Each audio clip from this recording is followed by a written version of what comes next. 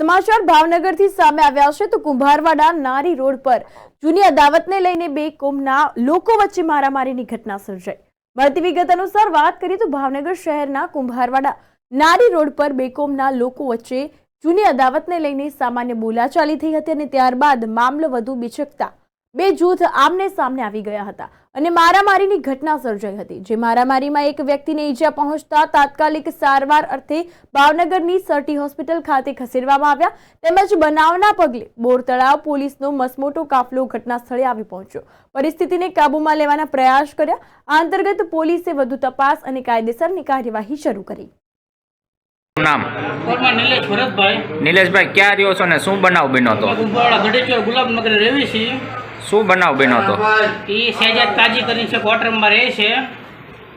આજથી 5 વર્ષ પેલા અરવિંદભાઈ પરમાર અમારે જેનો છોકરો છે નાનો, એની એને જૂની અદાવત હતી અને એની દુશ્મની હતી અને મને એ લોકો ધ્યાનમાં રાખ્યો। હું ક્વાર્ટરમાંથી રોજ નીકળો કે નહીં, એટલે મને એની અદાવત પ્રમાણે માર્યો એ લોકોએ। કેટલા જણા હતા એ લોકો? નહીં તો 10 થી 15 જણા હતા। તમે કોઈને ઓળખો છો? હા, શહેજાદને એકને ઓળખું। અત્યારે મારવામાં કેટલા જણા હતા? એને મોડા તો મેં કોઈ નથી, શેજુને એકને ઓળખું। એમની પાસે શું હતું? એ લોકો હથિયાર લોઢા વ્યાપ ને બધું હતું, છરીઓ ઘાતક હથિયારો હતા। તમને કેટલા જણાની ઈજા થઈ? મને એકને જ તો ભાઈ શું નામ? સિજ્જતભાઈ, શું થયું? કઈ જગ્યાએ થયું બનાવ? નવું થયું મારા ઘર પાસે થયું।